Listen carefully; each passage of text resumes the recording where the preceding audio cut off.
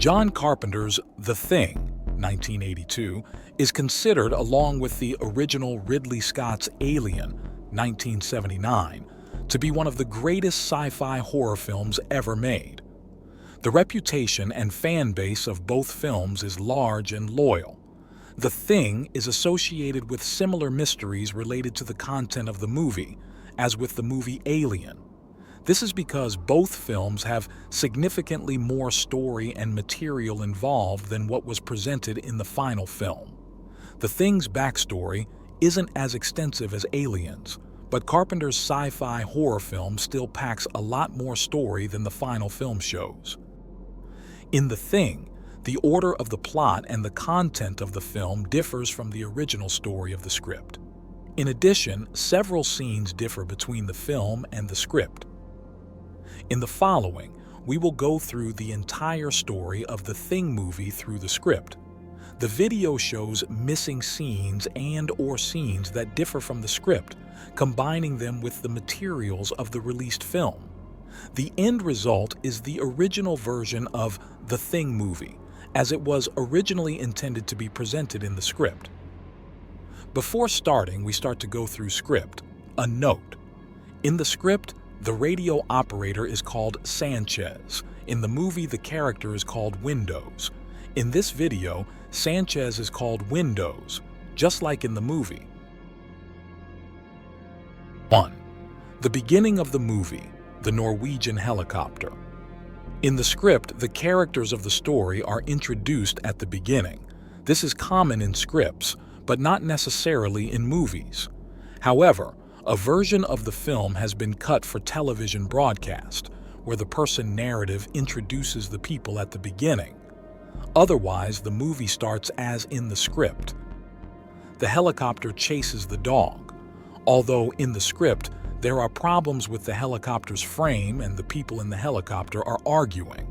One of the people tries to hit the dog with a rifle, and when he misses, the other person, the pilot, barks at the gunner.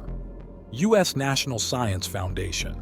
Outpost number 31 is a building almost covered in snow. A tractor and 2 helicopters are in the yard. Norris and Bennings are in the courtyard of the building, dismantling a large red weather balloon. Childs is tinkering with a snowmobile. A man in a helicopter tries to shoot a dog in front. Childs, Norris, and Bennings watch the situation in disbelief. The helicopter flies too low and the wind takes it to the ground. The helicopter bounces violently to the ground and eventually the helicopter flips upside down. The rotor blades break apart until it stops and the engine whines. Just before the helicopter explodes, a man with a gun gets out. Half a dozen men hang out in the outpost main compound until they hear an explosion. Outside, the dog catches up with Norris and Bennings. The man who survived the helicopter waves his hands and shouts in a foreign language. The man fires and hits Norris and the dog in the hip. The crew in the building looks out of the window at the event in complete confusion. .357 Magnum revolver breaks the window of the building, and when the stranger shooter outside is closer, the revolver goes off. The man with the rifle falls dead on the ground. Station manager Gary, who fired a revolver, puts the gun away. The men are trying to extinguish the burning helicopter in the snow. The pilot is dead. The beginning deviates from the film through various points. For example, the beginning does not show MacReady in his own shack playing chess, and the helicopter does not explode because of a grenade, but crashes into the ground. In addition, the dog is hit by a bullet in the script. This hit is of key importance in the future. An interesting detail is noticeable in the film. The dog is marked with a bullet hit on the left leg. Probably, the bullet hit was originally filmed according to the script, but was later cut out of the film. Other detailed differences are that according to the script, there are 2 helicopters in the outpost. Although outpost number 31 features a green and brown helicopter, the film only deals with 1 brown helicopter. In the filming, the same brown helicopter was used as the Norwegian and American helicopter. Only the decals were changed. Contrary to the script, in the film, the whole crew does not come out to watch the event outside, and Clark does not encounter the dog outside as in the film. 2. A dead Norwegian. After the crew extinguishes the burning helicopter, Gary examines the shot dead body. Based on the name on the body ID, he concludes that the dead person is Norwegian. Fuchs says that the Norwegian station is 80 kilometers away.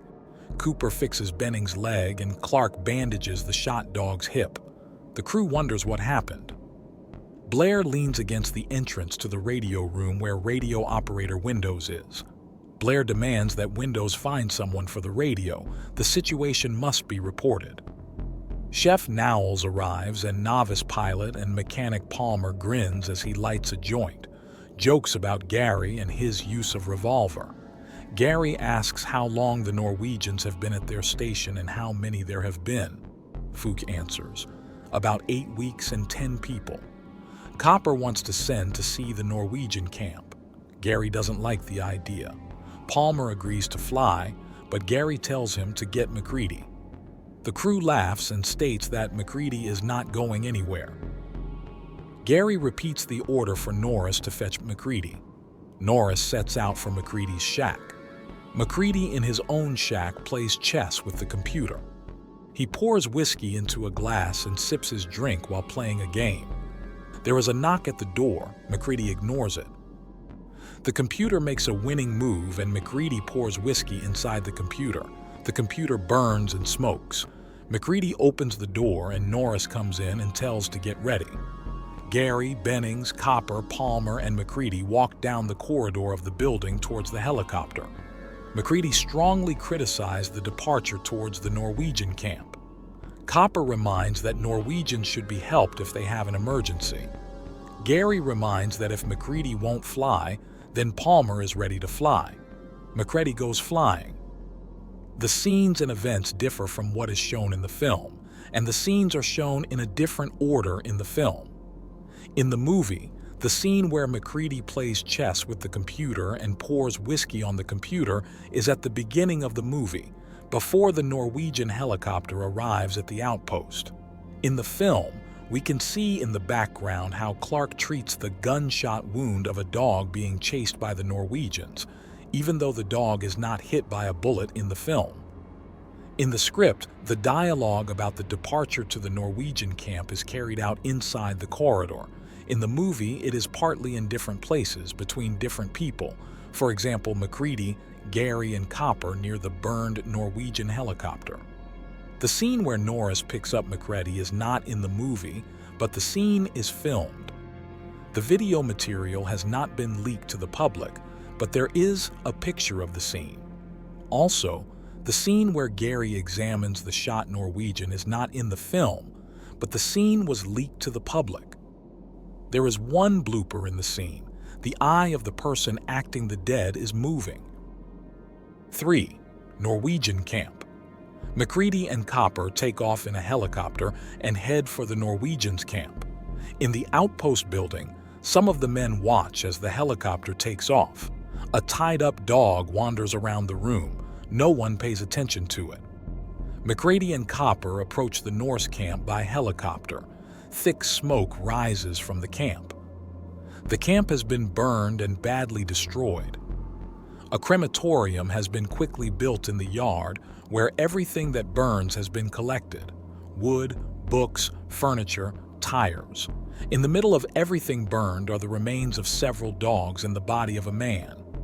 After witnessing this grotesque sight, MacReady returns to the helicopter and retrieves the shotgun. The men advance to the building and inquire if there is anyone in the building. Men come to the door with a bloody axe, and they repeat the question. No one answers. A hissing sound comes from inside. The door is blocked from opening from the inside. However, the men get the door open and go inside the communication room. In the room, they find a man sitting in a chair. MacReady asks, "Hey, Sweden, are you okay?" The man is dead. His neck and wrists have been sliced open. MacReady turns off the hissing radio and goes to another door, which is also barricaded. The men enter the door and land on the cave-like embankment. The men advance. MacReady finds an arm hanging from a steel door. He opens the door. A loose arm falls to the ground. He begins to feel sick. The men come to another door. MacReady opens it. The men have entered the lab. In the laboratory, they find a video camera and note papers. MacReady says he'll explore the other rooms in the building. Copper stays to gather papers. Copper finds a pocket tape recorder and several cassettes. He starts listening to tapes. MacReady enters the room and suddenly he calls Copper over. Copper arrives at MacReady standing next to a large ice cube. The ice cube is scraped open in the middle. MacReady notices a steel cabinet inside which the men find pictures of the Norwegian crew around an ice cube. MacReady closes the closet door and at the same time an armless body falls on top of MacReady. The scenes at the Norwegian camp are very similar to the ones in the movie. The biggest differences are in the script. The burnt bodies are found as soon as Copper and MacReady land on the Norwegian station. Also, the body with two heads fused together did not appear as in the movie. In the movie, before Copper and MacReady get to the Norwegian station, several shorter scenes are shown, which are presented later in the script. There are significantly more scenes from the Norwegian station in the script than in the film. As a whole, exploration of the Norwegian station is much longer than in the film. Presumably, this longer sequence from the Norwegian station has been at least partially filmed. Some images have been leaked to the public, for example, the body found in the closet.